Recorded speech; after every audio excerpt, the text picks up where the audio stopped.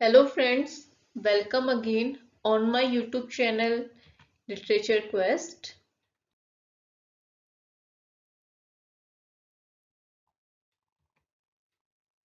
तो व्यूअर्स, मेरा आज का टॉपिक है विलियम वर्ड्सवर्थ। विलियम वर्ड्सवर्थ जो कि रोमांटिक मूवमेंट के एक बहुत ही ग्रेट पोएट माने जाते हैं। ये फर्स्ट जनरेशन ऑफ पोएट्स में से हैं। इनके एक बहुत ही अच्छे मित्र एस टी कॉलरिज और विलियम वर्ड्सवर्थ को जो है और पायोनियर ऑफ रोमांटिक मूवमेंट के रूप में हम देख सकते हैं।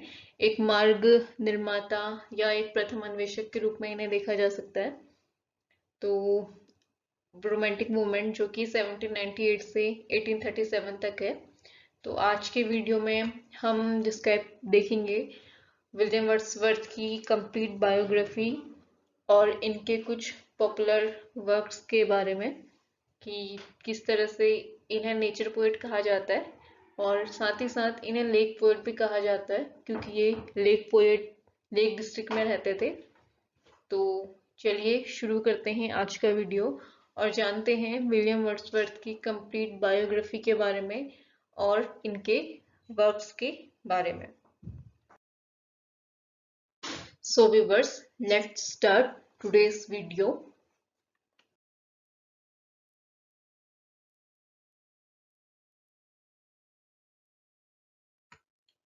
तो सबसे पहले आइए देखते हैं इनके बायोग्राफी के बारे में, इनके लाइफ स्पैन के बारे में। तो William Wordsworth was born on 7 April 1778 Cockermouth England. इनका जो जन्म हुआ था वो हुआ था कॉकरमाउथ इंग्लैंड में। His father name was John Wordsworth and his mother name was Ann Wordsworth.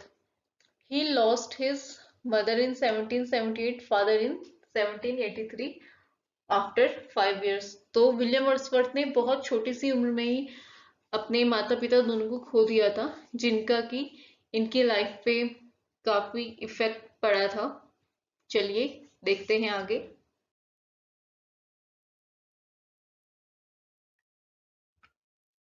At the age of 14, तो 14 ही साल की उम्र में ये अनाथ हो गए थे और उसके बाद की इनने अपनी जितनी भी लाइफ स्पेंड की वो अपने सिस्टर डोरोथी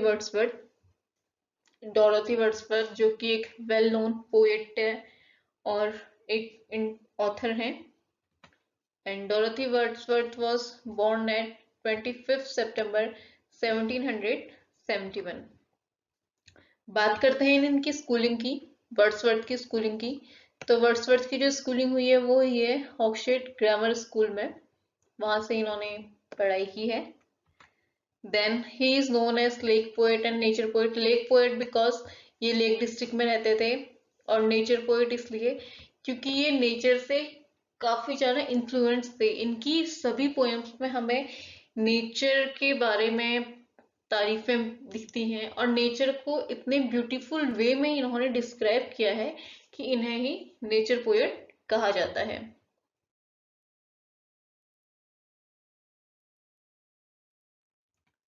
अब देखते हैं इनकी पहली पब्लिकेशन के बारे में।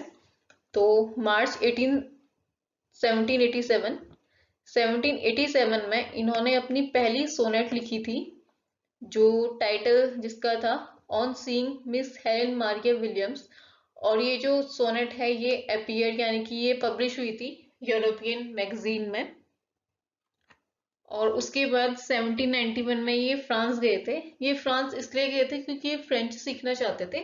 ये एक्चुअली एक टूरिंग ट्यूटर जिसको गाइड कहा जाता है वो बनना चाहते थे, इसलिए ये वहाँ जो फ्रेंच भाषा है वो सीखने के लिए गए थे। और वहाँ इनका एक लव अफेयर भी हुआ था एंटी वेलन के साथ। और वेलन और इनकी एक डॉटर भी थी कैरोलाइन, जिसका जन्म हुआ था दिसंबर 1792 में। हालांकि इन दोनों ने शादी नहीं की। इसका रीजन तो वैसे मेंशन नहीं है बट कोई रीजन रहा होगा। तो चलिए आगे बढ़ते हैं।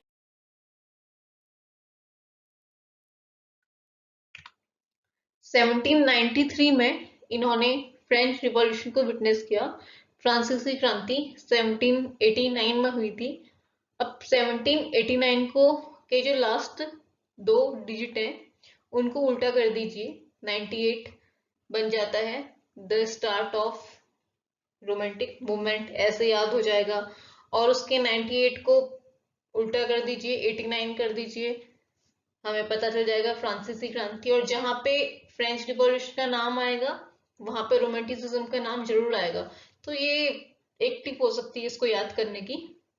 तो जब इन्होंने फ्रेंच रिवॉल्यूशन देखा था तो उसका इन पे काफी गहरा इफेक्ट पड़ा था, क्योंकि तब ये फ्रांस में ही थे। तो उसकी वजह से ये अ काइंड ऑफ डिप्रेशन में भी चले गए थे। उसके बाद एक बहुत इंपॉर्टेंट मोड़ आया इनकी लाइफ में 1795 में। इनकी मुलाकात हुई एस.टी. कॉलरिज से। एस.टी. कॉलरिज जो कि इनके एक बहुत अच्छे दोस्त बने, और इन दोनों की ही दोस्ती लिरिकल बैलेट्स के पब्लिकेशन के रूप में हमारे सामने आई, जो कि एक मास्टरपीस है और एक मैनिफेस्टो है रोमांटिक एज के लिए, रोमांटिक पीरियड के लिए। एक कोलैबोरेटिव वर्क है इन दोनों का, जिसमें 23 पोएम्स हैं। 19 पोएम उसमें वर्ड्सवर्थ की हैं एंड 4 पोएम्स उसमें एस.टी. कॉलरिज की हैं। लिरिकल बैलेट्स के बारे में हम अलग से एक वीडियो में पढ़ेंगे।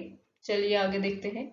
1795 से 1797 के बीच में ये रेस डाउन सोमरसेट में रहे थे, और यहाँ इन्होंने जो भी इनका डिप्रेशन हुआ था फ्रेंच रिवॉल्यूशन के अनुभवों के थ्रू, उससे उभरे। और इन्होंने यहाँ 2 वर्क्स लिखे। पहला तो इन्होंने गिल्ट एंड सॉरो नाम की एक पोयम लिखी, और दूसरा इन्होंने सिर्फ एक ही ड्रामा लिखा है, द बॉर्डर्स, जो कि एक ट्रेजेडी है, ब्लैंक वर्स में लिखी गई है। वो इन्होंने यहाँ पे आके लिखी। तो आप लोग भी जब भी मूड ऑफ हो तो लिखना शुरू कर दीजिए, कुछ ना कुछ तो अच्छा निकल ही आएगा, जैसे वर्ड्सवर्थ ने किया था। तो चलिए बढ़ते हैं, आगे देखते हैं। His poem deal with rustic and humble life. जी हाँ, इनकी जो पोएम होती है वो पेस्टोरल पोएम्स होती हैं और बहुत ही विनम्र पोएम होती हैं। माइकल, सोल्ट्री रिपर, ये सारी ही पोएम इनकी पेस्टोरल पोएम्स हैं और बहुत ही हम्बल, बहुत ही नॉर्मल लाइफ से बिलोंग करती हैं। और उन पोएम्स को ही इन्होंने इस वे में इतनी ब्यूटीफुली डिस्क्राइब किया है कि वही इनकी मास्टरपीस बन चुकी है। उसके बाद 1800 में ये अपनी सिस्टर डोरोथी के साथ सेटल्ड एट डॉफ कॉटेज, ग्रासमेयर, ठीक है, ये वहां चले गए। और वहां इन्होंने डिसाइड किया कि ये अपनी ग्रेट फिलोसॉफिकल पोएम है जो कि इनका ऑटोबायोग्राफिकल वर्क भी है, द रिक्लूज, उसको 3 पार्ट में लिखेंगे। लेकिन उसका 3rd पार्ट कभी लिखा ही नहीं गया। उसका पहला पार्ट था द प्रील्यूड, उसका 2nd पार्ट था द एक्सकर्जन, लेकिन जो उसका 3rd पार्ट है द रिक्लूज, वो कभी नहीं लिखा गया। और इनकी जो पोएम थी द प्रील्यूड, वो भी पोस्टह्यूमसली पब्लिश हुई। पोस्टह्यूमसली मीन्स इनके मरने के बाद वो पोएम जो है पब्लिश हुई थी। In 1802 he married to Mary Hutchinson. Mary Hutchinson से इन्होंने शादी की।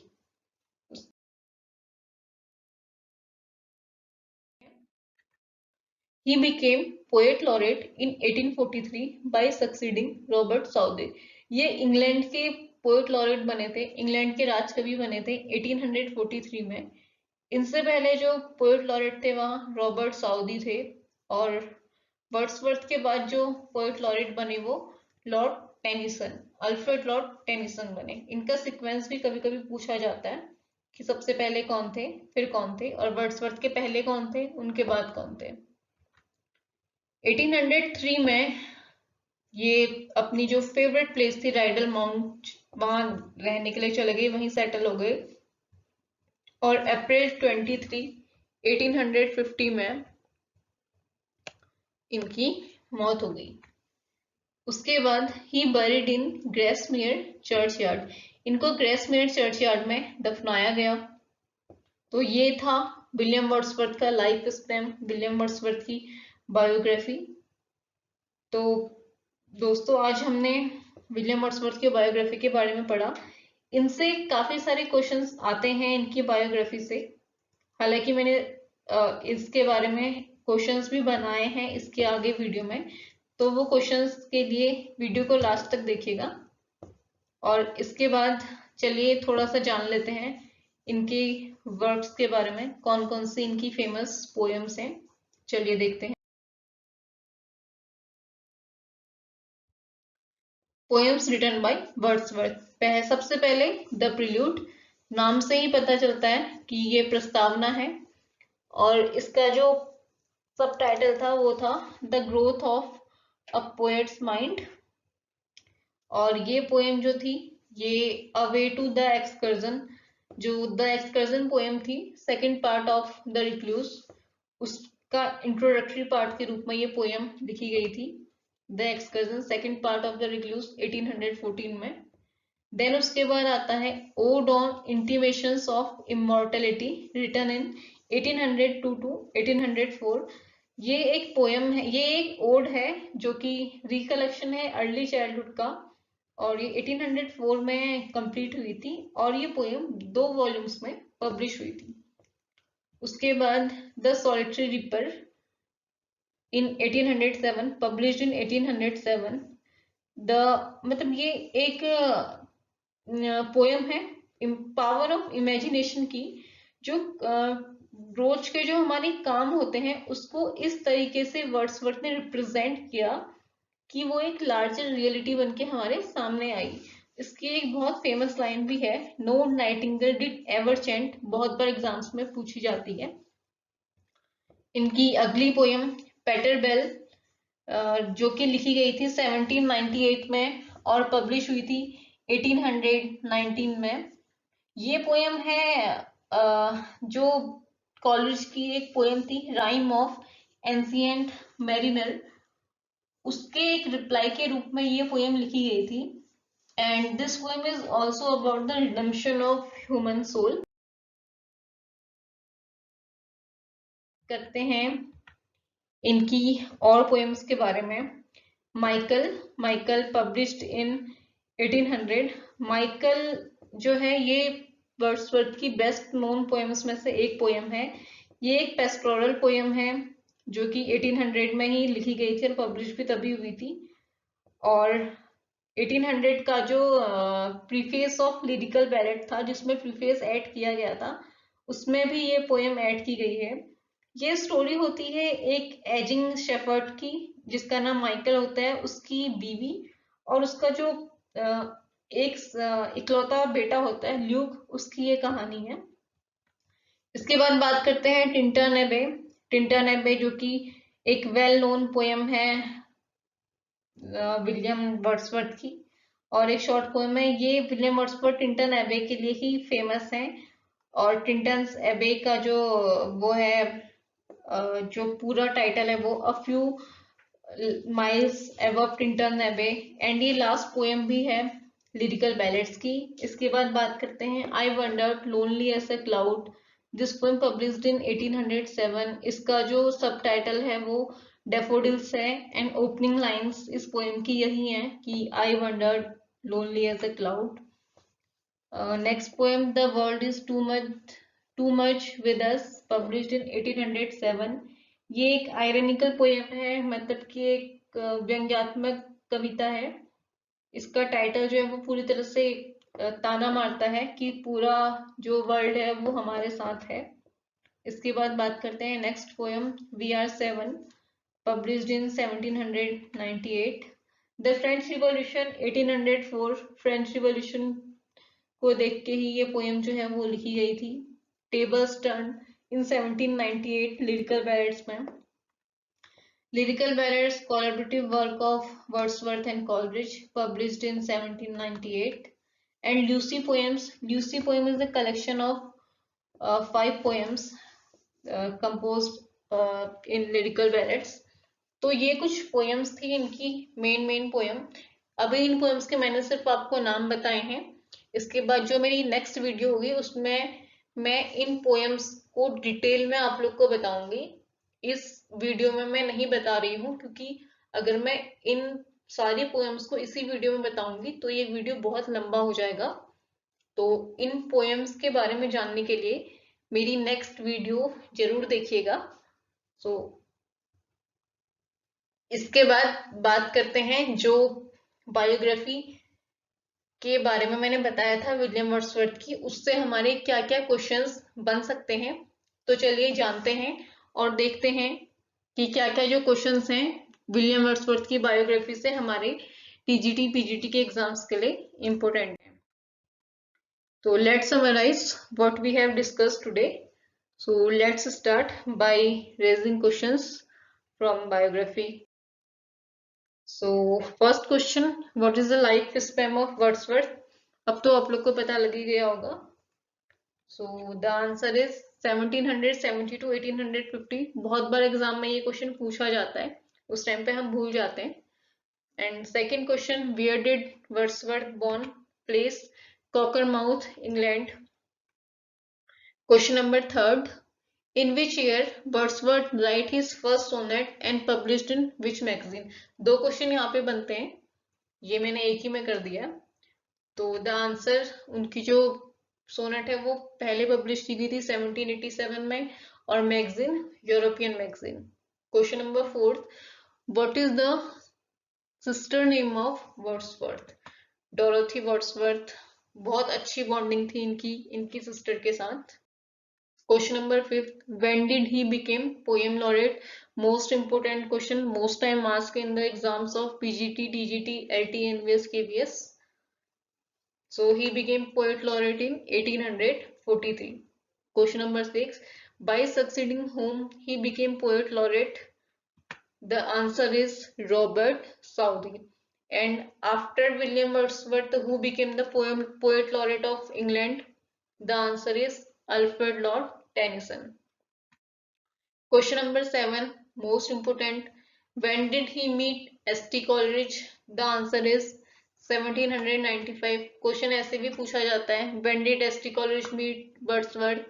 Same answer, 1795. Question number 8, when did he witnessed French Revolution? Answer is 1793. Question number 9, in which year Lyrical Ballads published? Answer 1798। इसमें एक क्वेश्चन और बनता है लिरिकल बैलेट से, how many poems are in lyrical ballads? Then our answer is 23। First poem of lyrical ballads, the rhyme of ancient mariner. Last poem of lyrical ballads, Tintern Abbey. Question number 10th, what is the name of drama written by Wordsworth? एक ही drama लिखा था उन्होंने, answer the borders, जो कि एक tragedy है। Question number 11, William Wordsworth is a poet of Romantic era, Romantic age, 1798 to 1837. Question number 12, where did Wordsworth buried? Answer is Grasmere Churchyard. तो ये कुछ क्वेश्चंस थे जो कि विलियम वर्ड्सवर्थ की बायोग्राफी से रिलेटेड हैं, और ये क्वेश्चंस काफी इंपॉर्टेंट हैं, कभी कभी ये क्वेश्चंस आ जाते हैं। तो फ्रेंड्स, अब आज के लिए बस इतना ही। आज हमने डिस्कस की इनकी बायोग्राफी और इनके वर्क्स, और अगली वीडियो में मैं इनके वर्क्स के बारे में डिटेल से बताऊंगी, तो मेरी अगली वीडियो देखना ना भूलें। आज के लिए बस इतना ही। Thank you. So guys, thank you for watching. Please like, share and subscribe my YouTube channel literature quest.